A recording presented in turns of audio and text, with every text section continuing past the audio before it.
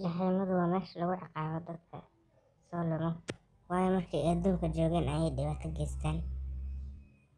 Kani waa shaydaanka ciqaabo dadka soo gala jahaymada. Waxa uu dhahay waa inaan ku dilaa, balse gabadhii aayad ay u qeelisay waxa ayna ka baraday inuu dilin. Waxa uuna ku dhahay intii aad nooleed ayaad wax fiican qaban lahayd.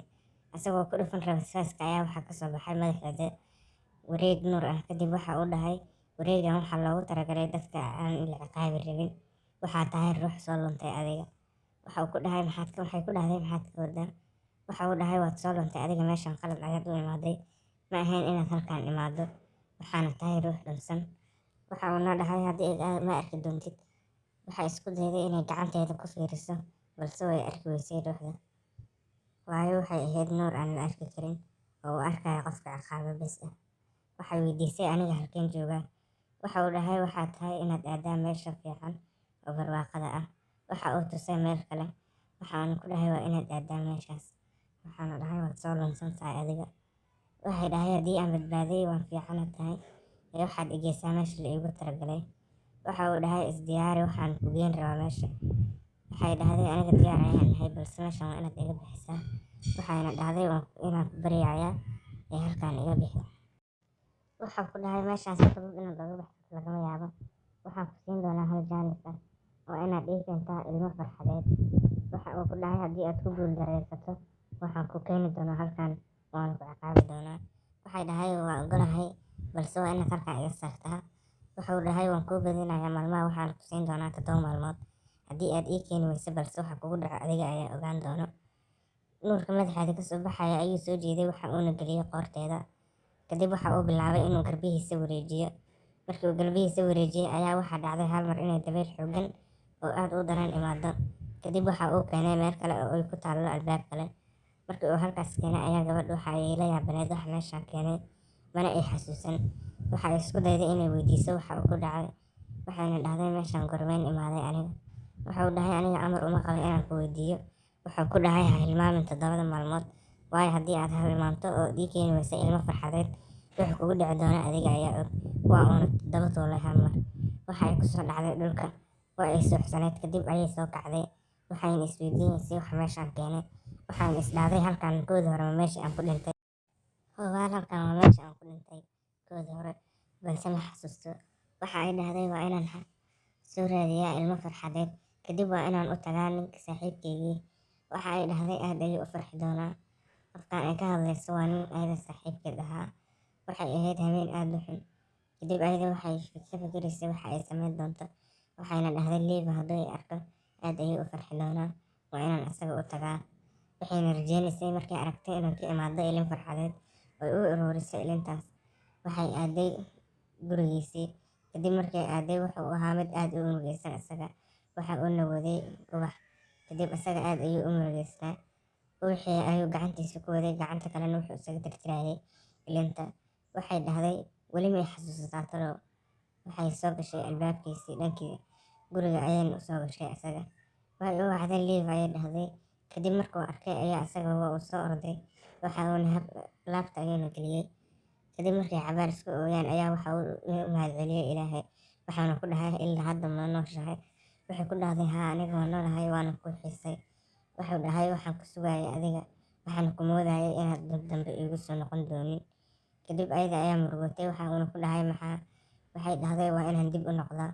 Way fadhiisatay waxa ayna dhahday halkaan ma sii joogi doono. Waxa uu dhahay maxaad ka wadaa? Waxay dhahday halkaan waxaan u joogaa inaan fuliyo shaydaankii amarkiisa. Waxay dhahday haddaan soo arooriyo ilinta farxadda waan badbaadi doonaa. Laakiin haddii aan aroorin waayo waxaan aadi doonaa meesha ciqaabta. Waxa uu dhahay asaga adiga waxaan ma fahmaayo. Waxa laga yaabaa inaad riyoonayso hubaal. Waxay ku dhahday arrinta hubaal way ka weyn tahay. Waxay dhahday albaabkaas hal mar ayuu furmi karmaa. Jaanisku isiiyana waa kaa. 7 maalin ayaan haystaa. Waxaad igu caawin kartaa adiga ii sheeg. Waxa uu ku dhahay aniga wax walba ay noqoto waan kugu caawin karaa. Xataa beddelkaaga adiga haddaan galo. Waxay bilowday inay oyso. Waxa uuna ku dhahay ha ooynin aniga ayaa ku garab taagan. Kadib asaga ayaa bilaabay inuu ooyo. Ilintiisa ayaa soo qaaday waxa uuna dhahay ilintaan qaado. Waxa ay ku dhahday ilintaan maaha ilin farxadeed. Tan waa ilin murugo iyo farxad isku jirta ah. Mana yeeli doono. Waxa uu dhahay waan ku caawin doonaa waa inaan waddooyinka marnaa. dadka aan caawinaa. Kadib marka ay ooyaan ilin farxadeed aan ilintaas u geyno, waxay ku dhahday waa fikir fiican, balse inuu noo suurtoobi doono aniga ma damaanad qaadi karo. Subaxdii dambe waxay soo aadeen suuqa, kadib waxay bilaabeen inay dadka cuntooyin u qaybiyaan. Dadka qaar way u mahadcelinayeen, kuwa qaarna way ooynayeen, balse oohintaas ma ka ahayn oohin dhab ah. Halka saaxiirad kale ee gees ka fiirinaysay, waxa ay dhahday islaanta, gabadhan waa gabar fiican, waxay igu caawin kartaa inaan awood aad u badan helo anigana, waa inaan ka faa'iidaystaa ayada. Waxa ay u bilaabay ninkii inuu u qaybiyo ilmaha wax, waxa uuna ku dhahay cunuga kale ha iga xishoonin, kaale imow. Waxa uuna bilaabay inuu siiyo cuntada. Kadib markii uu siiyey cunugaas cuntada ayaa waxa uu mahadceliyey, mana oonin. Gabadhii ayaa siisay nin kale cunto, isagana wuu u mahadceliyey balse oohin ma ku jirin. Waxa ayna dhahay sidaan waan ku sii socon karnaa. Waxa ay u imaaday islaanta saaxiiradda ah, waxay dhahday aniga waan awoodaa inaan i caawiyo. Waxa uu dhahay sidee noo caawin kartaa? Waxay tahay aniga waxaan dhahay saaxiirad. Waxaana u wacay islaantiisii, waxaana ku dhahay kaale islaantan ayaa saaxiirad ah, waxayna nagu caawin doontaa. Ayada ayaa bilowday inay hadasho. Waxay dhahday aniga waxaan ahay saaxiirad, waxaana ka shaqeeyaa ruuxyada. Waa inaan ruuxdaada ku soo celin karaa, waxaana ku keeni karaa adduunkan si nabdaysan ah, waana kaa badbaadin karaa. Waxay dhahday kuma aaminayo aniga. Waxay dhahday haddaad aaminaad rabtiin. Waxay soo baxsatay banooni, waxayna gacanteeda saartay. Kadib dhulkii dhan ayaa kala dhaqaaqay. Waxay dhahday run ayaad sheegaysaa, waan ku aaminay, balse waa inaad na caawisaa haddii aad islaan fiican tahay. Waxay dhahday waa inaan na caawiyaa, balse waxaa loo baahan yahay in midkiin qof uu noloshiisa u babac dhigo si uu u noolaado midka kale. Waxa ay dhahday waxaan soo bixinayaa banoontiidan, kadib waa inuu midkiin mid saaraa gacanta. Waxay dhahday aniga ayaa diyaar ah ayuu dhahay. Kadib way qabatay, waxayna ka diiday inuu saaro gacantiisa. Waxayna dhahday islaantan haddii khiyaano nagu sameynayso maxaynu ka ognahay. Waxa uu dhahay haddii nolosheeda saas ay tahay, noloshaada daraaddeed waan u dhiman karaa. Waxay dhahday labadiina waa inaad gacanta soo saartaan, kadib si aad halkaas soo aadaan isku mid ayaadna noqon doontaan. Waxa uu bilaabay inuu saaro gacantiisa. Waxay noqotay banoonigii mid madow, kadib ruuxiisa ayaa dhex gashay meesha. Waxay bilowday inay aad u qosasho ayadii. Kadib waxay bilowday Leila inay saarto gacanteeda, waxayna ku dhahday waa inaad saartaa gacanta. Waxay dhahday inaad qiyaamaysaa laga yaabaa ma saari karo gacantaada, oo labadeena inaad na qiyaamayso. Waxay dhahday sideed ku ogaatay? Waxay dhahday waan ku dareensanahay aniga, waayo aniga ma aamino dadka igu cusub. Waxay dhahday waad saxan tahay, balse haddaad rabtid asaga aad jeceshahay, waa in aad adiga nafsadaada u babac dhigtaa, kadib aad saartaa gacantan banooniga si uu asaga u soo noqdo. Waxay dhahday haddaad qiyaamaysa ka waran? Waxay dhahday kuma qiyaamayo, balse waa inaad saartaa gacantaada.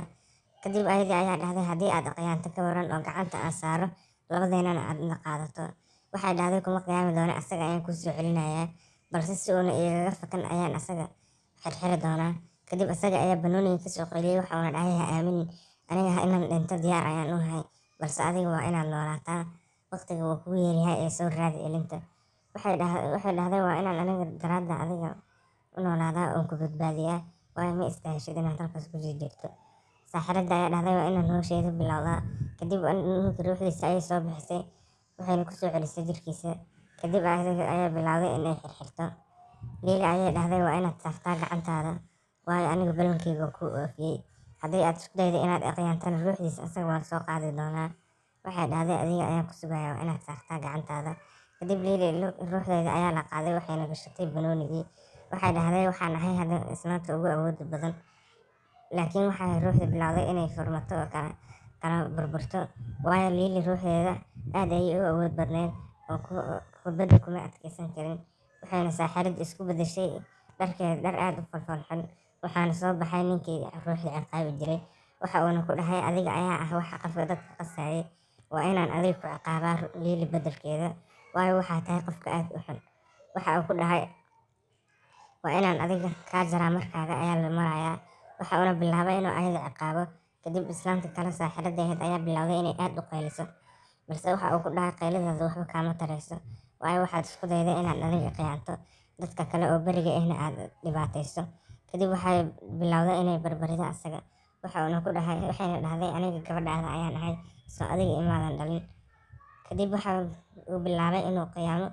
Waxay bilowday inay cararto, laakiin way u suurtageli weysay.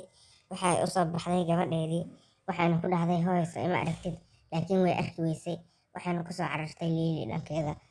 Saaxiraddu waxay bilowday inay qoomameyso oo aad u oydo, kadib waxay ogaatay in ruuxdeedii la qaaday oo ayada ruuxdeedii ay ku jirin oona la arki karin.